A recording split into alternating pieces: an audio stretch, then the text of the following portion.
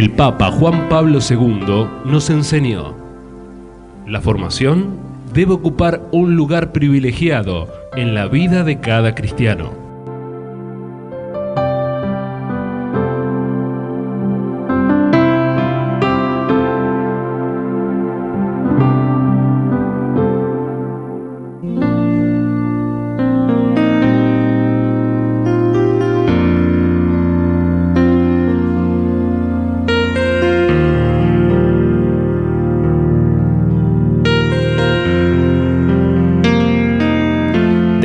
Abrimos las puertas al bloque formativo del programa en este ciclo que estoy dando sobre la desilusión y la neurosis, tratando de recorrer toda la vida con paz, con tranquilidad, como lo estamos haciendo cada miércoles aquí en el programa, ¿verdad? Es decir, este espacio que todos privilegiamos para tratar de soslayar nuestras vidas, entender lo que ha sucedido, lo que sucede, lo que puede llegar a suceder e incluso lo que podemos prever para que algunas cosas no sucedan en el orden psicoafectivo espiritual. Allí estamos situados. Un orden muy importante porque debido a que podemos llegar a estar cada vez mejor psicoafectiva espiritualmente. Perdón, Sandrita, bajamos un poquito la música. Les decía, debido a que podemos estar mejor psicoafectivo espiritualmente, cada persona puede realmente mejorar incluso su salud física. Todos necesitamos, con el tiempo en la vida, tratar de, si se puede, mejorar, corregir, ¿por qué no convertir ciertas cosas, ciertas situaciones? Y una de las últimas cosas que hemos estado tratando es el miedo a amar. El miedo a amar es uno de los miedos que generalmente no se identifican dentro de una persona. Cuando uno habla con alguien o bien alguien manifiesta sus miedos, siempre da a luz la persona que tiene miedo a la muerte, la vejez, a la miseria, a la pobreza, al que dirán, a lo que pueda llegar a pasar. Hay como una inestabilidad respecto del futuro, y esto se debe a que el presente está sufriendo una cribación, o sea, un sacudón. Sin embargo, el miedo a amar es algo que no se suele tener en cuenta, y así, mientras tanto, sucede mucho y a muchísima gente que tiene miedo a amar y por eso no entiende lo que le pasa en la vida, y en realidad una de las raíces más desconocidas es el miedo a amar. Por eso nos hemos detenido sobre este tema un poco. Hemos compartido en el programa anterior y en el programa previo al anterior que este miedo existe y que al existir tenemos también que darnos cuenta que existen varios factores, hoy diría, que pueden obturar, o sea, obstaculizar, impedir que la posibilidad de la vivencia del amor se realice en la vida de un ser humano. Uno de los factores es la educación puritana. ¿A qué llamamos educación puritana? Bueno, lo que hoy podríamos decir desde una óptica más científica, el puritanismo. Puritanismo no quiere decir pureza, como todo ismo es realmente un extremo de algo. Cuando nosotros decimos puritanismo, estamos refiriéndonos a una sexualidad que no se trata, a una negativa hacia hablar de la sexualidad. Y la sexualidad es un don de Dios, por lo tanto todo lo que es don de Dios hay que tratarlo y siempre tratarlo bien. Bueno, ocurre que, dada la vida de hoy, en algunos rincones de la vida religiosa en el sentido de la gente que es muy ortodoxa en sus convicciones aparentes, no habla con los hijos de este tema hoy. Si nosotros decimos años atrás no se trataba, pero directamente no porque se entendía como puritanismo, sino que se entendía que de ese tema no se hablaba porque sonaba como a pecado hablar del tema. Cuando hoy es totalmente distinto, incluso en la vida religiosa se dan seminarios de madurez afectiva, tanto para las novicias, los novicios de las distintas congregaciones, dado que la persona tiene que convivir con su sexualidad durante toda la vida.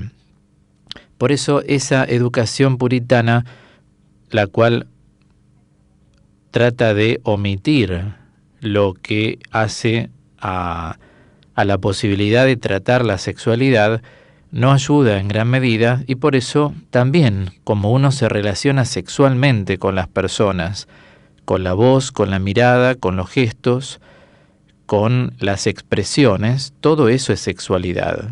No vamos a ser líricos y limitar la sexualidad solamente a la genitalidad. La genitalidad forma parte de la sexualidad, pero la sexualidad es todo, desde cómo saluda un hombre, cómo saluda una mujer, desde cómo mira un hombre, cómo mira una mujer, desde cómo se mueven los hombros hasta cómo se mueven las manos, cómo se abraza, cómo abraza un hombre, cómo abraza una mujer.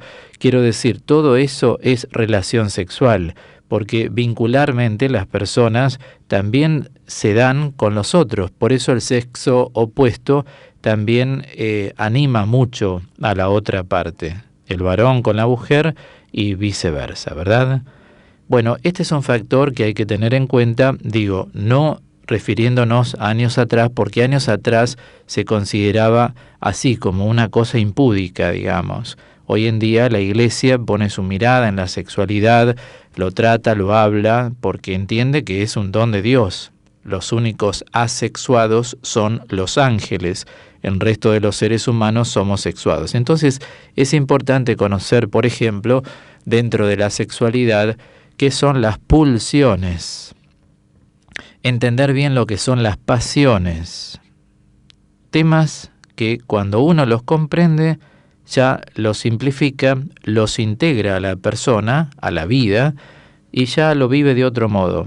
Esto es muy importante, porque es un factor que obtura la posibilidad de vivir lo que es el amor. Por eso hay gente que cuando saluda, saluda como de lejos, hombres que no dan un beso a otro hombre, cuando esto es lo más común desde la época de Cristo. De hecho, dice San Pablo, salúdense con el beso santo de Cristo. Era muy común. En la raza semítica se dan 3 besos, uno con la mejilla derecha, otro con la izquierda y se vuelve nuevamente a la derecha. En Europa la gente se saluda también con un gesto como de 2 besos. Bueno, a veces encontramos gente que por ahí hay hombres que extienden muy lejos la mano como para que nadie se acerque, o mujeres que dicen yo saludo con la mano, no doy ningún beso a nadie. Bueno, porque están padeciendo la patología llamada puritanismo. Por supuesto, eso es en la relación hacia el mundo exterior, pero internamente son personas muy conflictuadas porque no terminan de deshacer todo eso que con naturalidad se debe hacer, desde dar un abrazo, un beso, una caricia, lo que fuera. Otro factor obturante es ser muy sentimental, en el sentido en que las ilusiones van tomando las riendas de la vida, pero me refiero a las ilusiones inconscientes. Por ser irreales, las personas entonces generan desde lo afectivo a la imaginación una potencia y unos dibujos que son los que en verdad van en desmedro de la persona, porque todo es irreal, nada es real. Es como enamorarse de una persona sin conocerla. Nadie puede decir que se enamora, sí que le gusta algo de la persona. También tenemos en el campo de lo sentimental las emociones, cosas que hay que cuidar para que los vacíos emocionales no sean cubiertos por cualquier cosa. Por ejemplo, cualquiera podría decir que padece solitarismo, ¿sí? Se siente muy solo o muy sola y apenas se encuentra una persona que le presta un poquito de atención, ya la considera como el ser más noble, la persona más buena que encontró en la vida. En realidad es una necesidad que clamaba por un orden y cualquier elemento que encontramos lo colocamos dentro para tapar eso. Pero claro, decir que alguien se encontró con alguien bueno es una cosa, pero decir que es una persona maravillosa y recién la conocemos hace una semana o 2 o un mes, tampoco podemos aplicar el adjetivo maravilloso para alguien a quien recién conocemos. ¿Se comprende? Por eso, esto también es fundamental, obtura mucho la posibilidad de un amor verdadero. Las personas que son muy sentimentales, que trabajan mucho con el mundo de las fantasías mentales, no llegan nunca a amar, porque todo es fruto de la inmadurez afectiva, psicoemocional, por supuesto. Un elemento también que considero oportuno, hablando de cuáles son los factores que obturan la posibilidad de la vivencia del amor, es la prevalencia de la imaginación sensible por encima de la razón. A mucha gente le gusta la fantasía, es como que tiene una especie de inclinación. Bueno, si bien la fantasía que la imaginación puede producir no es mala, sino que puede alentar ciertos proyectos, es importante no alimentarla de modo tal como si fuera lo máximo y lo único que existe dentro de la mente, porque la misma imaginación tiene un área constrictiva. El área constrictiva es la posibilidad de imaginar hasta, pero no seguir imaginando más hasta que las cosas no sean reales, porque se corre en riesgo de seguir dibujando con imágenes y realmente situaciones, y después de eso pueden venir abismos que producen caídas y muy abruptas. Por eso hay que cuidarlo eso. Eso en todo orden, digo, en el afectivo muchísimo más. Estamos hablando de aquello que obtura la posibilidad de vivir, de vivenciar el amor, un amor verdadero. Por eso digo, la parte fantasiosa de la mente puede ayudar en la imaginación a arrimarnos, a generar ánimo dentro del aparato psíquico, pero todo tiene un término. O sea, es importante manejarnos con tiempos para cada cosa. No dejar que avance como se le ocurre, porque puede ir en detrimento de cualquiera. Por eso lo digo lentamente, a fin de que cada persona que me escucha también pueda esto rumiarlo en su interior. Por otra parte, la falta de armonía entre el placer y la satisfacción también es un factor que obtura vivir el amor. Repito, falta de armonía, digamos, entre el placer y la satisfacción. Saben que hay personas que se dan gustos en la vida, pero no experimentan la satisfacción. Por eso uno tiene que lograr armonizar el placer y la satisfacción. Ejemplo, cuando uno come ansiosamente, se satisface el placer, pero no se llega a vivir la satisfacción.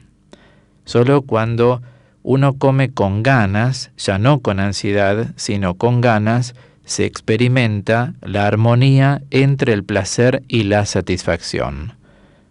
Bueno, lo mismo ocurre en todos los planes de la vida, los planos de la vida, cuando nos referimos a la armonía entre el placer y la satisfacción. Desde comer, que es algo bueno para el ser humano, y a todos nos gusta comer cosas ricas o un chocolate, ¿no es cierto? Es decir, qué placer me produce comer este chocolate, pero a su vez tengo que pasar a la satisfacción. Si no, es inacabada. Y el placer, cuando es inacabado, produce muchos problemas. Por eso el placer tiene que conducir a la satisfacción. De lo contrario, puede haber placeres que desembocan en insatisfacciones. Es como aquella persona que nunca está satisfecha con nada. Desde la parte estética, desde aceptarse a sí misma como es, desde organizar un evento, ¿no? Tiene que haber placer y satisfacción. O sea, en la vida no nos conformemos cuando algo nos genera placer con el placer en sí mismo. Siempre sepamos que el placer debe desembocar en la satisfacción. Porque ahí viene la pregunta, la satisfacción es algo que yo incorporo mucho a raíz de las enseñanzas de los padres de la espiritualidad. Porque cuando ellos se expiden sobre el término satisfacción, que lo utilizan muy a menudo, la satisfacción es el deleite del placer. Entonces, el placer es una sensación, pero la satisfacción es el deleite de ese placer. ¿Se comprende ahora? Bien, espero que sí, y que lo podamos aplicar también en todos los órdenes de la vida. Digo, doy uno doméstico universal, que es comer, y a su vez sentir esa satisfacción del placer de lo que comimos. Pero lo mismo podríamos decir una charla con los amigos, unos mates compartidos, y de ahí llevarlo a todas las áreas de la vida. Otro elemento más que puede obturar la posibilidad de la vivencia del amor, y lo estamos sacando a luz para tratar de ayudar a todas las personas que tienen el miedo a amar, es la cierta negación adaptativa. Cierta negación adaptativa. O sea, se niegan a sí mismo para adaptarse. No es bueno esto, porque la negación no es lo mismo que un ofrecimiento. Uno puede ofrecer algo para adaptarse, pero otra cosa es negarse. La negación es como una anulación de la voluntad. Por lo tanto, como expliqué en estos tiempos en teoterapia, cuando se produce una voluntad reprimida, o sea, uno puede reprimir la voluntad. En la negación siempre la voluntad es reprimida. Entonces, uno puede adaptarse sin negarse, sin anularse a sí mismo, ofreciendo algo para adaptarse. Supongamos que vamos al cine o al teatro y alguien que nos pasa a buscar siempre nos reclama que estamos preparados siempre tarde y llegamos siempre tarde a todos los lugares.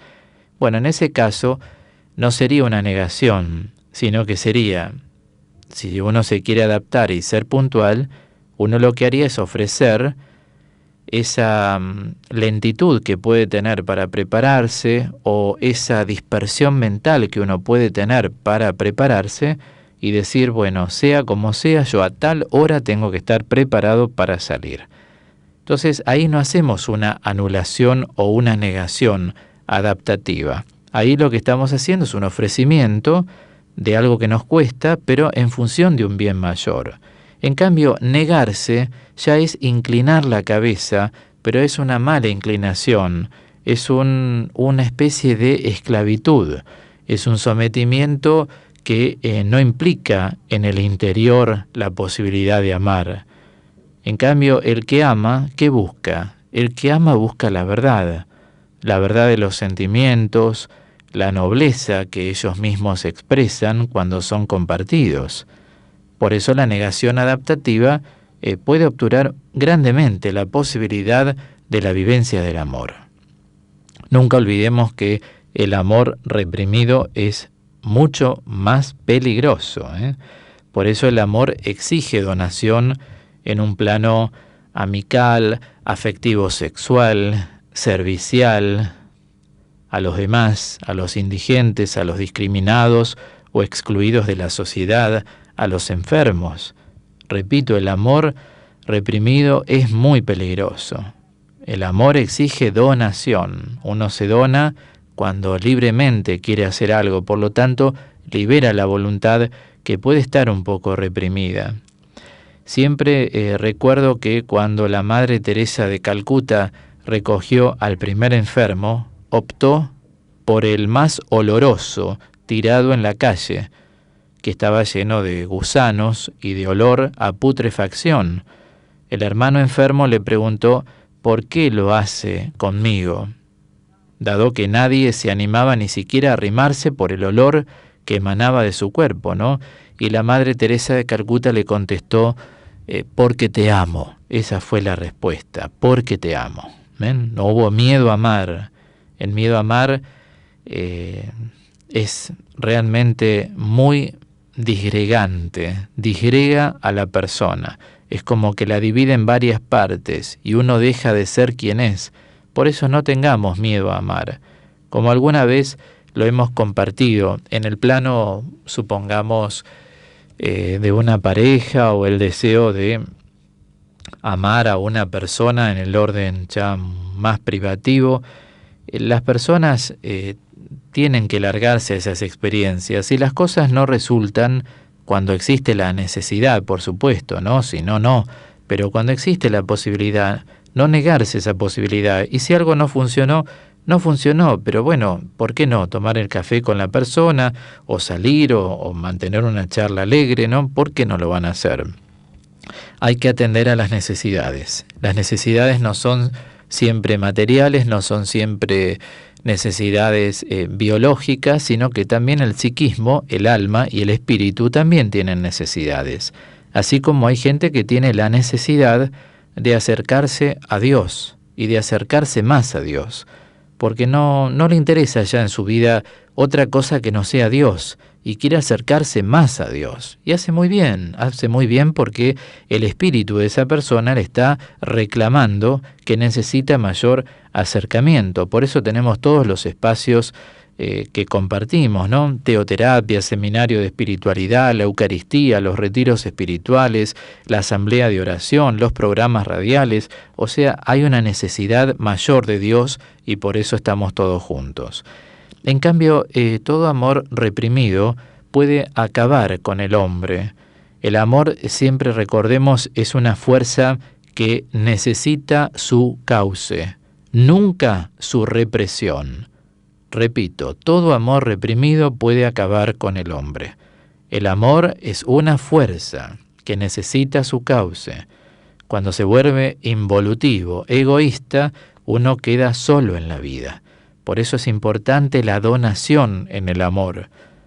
No hay que reprimirlo. Entonces, vamos a hacer como un ejercicio práctico con una música que nos acompaña de fondo. Yo los voy a invitar a ustedes, si están escuchando bien, por supuesto, dejen el volumen allí, pero si no, levantamos un poquito más el volumen de la radio y cada uno, a medida que hago estas preguntas, trate de ver qué se responde en el orden personal. Cada uno piense en sí mismo. Así vamos chequeando la vida, acompañándola y ordenando cosas que aún pueden estar desordenadas.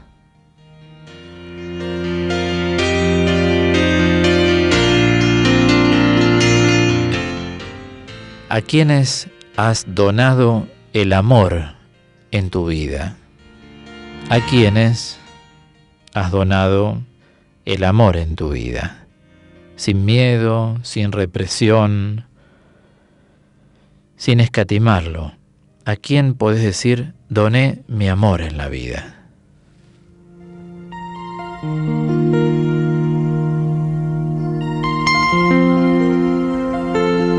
No nos escapemos por el costadito diciendo adiós, porque no existe el amor a Dios si no hay amor al prójimo. Ya nos lo enseña la Escritura, ¿verdad? En el orden intravincular, nos relacionamos con personas. ¿Has reprimido el amor alguna vez? Si alguien dice, sí, yo noto que reprimí el amor, recordá cuándo y por qué lo reprimiste. ¿Cuándo? ¿En qué época de tu vida y por qué? ¿Qué hizo que reprimieras ese amor? ¿Te consideraste inferior? ¿No te sentiste capaz? ¿Hiciste comparaciones? Ay, ay, ay, ay, ay. No hagas comparaciones. En el amor no existen las comparaciones. ¿Por qué ella tenía más y yo tenía menos? ¿Por qué él sabía más y yo sabía menos? No, no, no. El amor no conoce medidas. El amor es infinito. No existen ni razas, ni color, ni religión. No existe nivel cultural, no existe cantidad de dinero. El amor es libre de todo porque proviene de Dios. No necesita de ningún apoyo para desarrollarse. Por eso, ¿por qué reprimiste el amor? Pénsalo.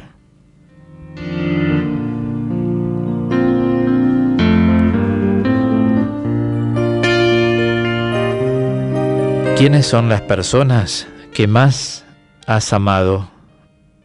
¿Y cómo les demostraste el amor? ¿Quiénes son las personas que más has amado? Decí sus nombres y pensá cómo les demostraste el amor. ¿Alguna vez les dijiste que los querías mucho? La, lo, los, las, singular o plural. Y si no te animaste nunca, y ahora esas personas han muerto o algunas de ellas, decíselos igual ahora, porque recordá que el alma no muere nunca. El alma es inmortal, está en la presencia de Dios, y el alma escucha. Por lo tanto, decíselo ahora. Decile ahora lo que no le dijiste cuando estuvo en la tierra. No te preguntes por qué no se lo dijiste, si tuviste coraje, si no tuviste coraje. Trata de sacar todas esas cosas. Ahora, no desaproveches la oportunidad de decirle cuánto te he querido y te sigo queriendo, porque el amor no conoce ocaso. Dale, largate, decíselo ahora a quien fuera que está en la eternidad, o bien que está en la tierra, pero nunca le llegaste a decir lo que tu corazón siente. Decíselo para que le llegue al alma de la otra persona.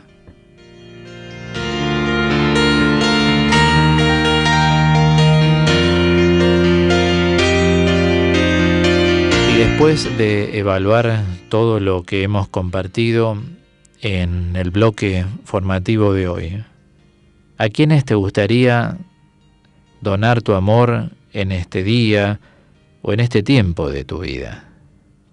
¿Tenés miedo a amar?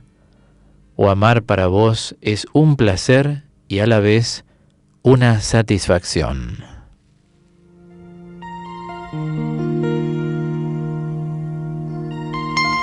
Cerramos este bloque formativo y te dejo pensando con una linda voz que te va a acompañar y una hermosa letra en relación a lo abordado en este momento. Por Luis Santiago, este tema bellísimo que se llama Me amas.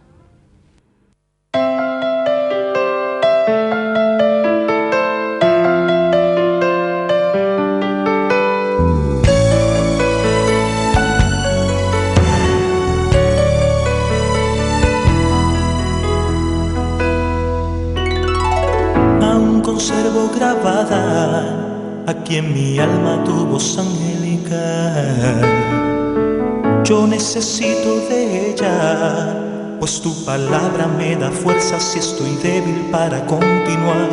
Me preguntaste, ¿me amas? Por 3 veces y te contesté.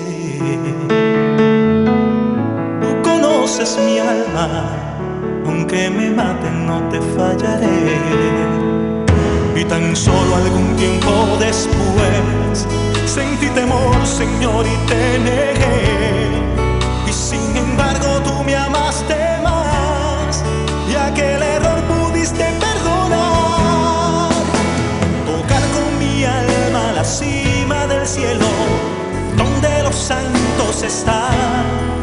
Quiero poder abrazarte y escuchar mi nombre de tus labios labios una vez más. Señor, me has dado otra oportunidad, pero esta vez la voy a aprovechar. Tocar con mi alma la cima del cielo, donde los santos están. Quiero poder adorarte y escuchar mi nombre de tus labios una vez más. Señor, me has dado otra oportunidad, pero esta vez la voy a aprovechar.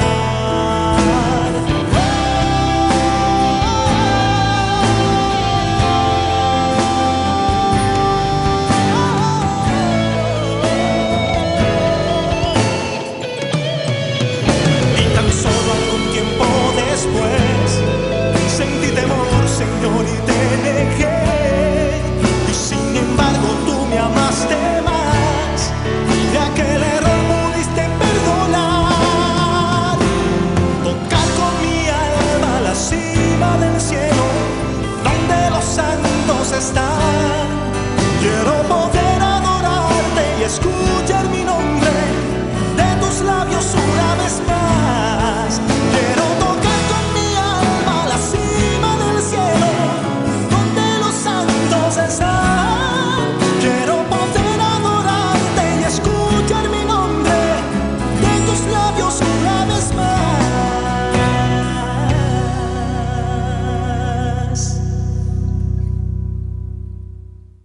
Aún conservo grabada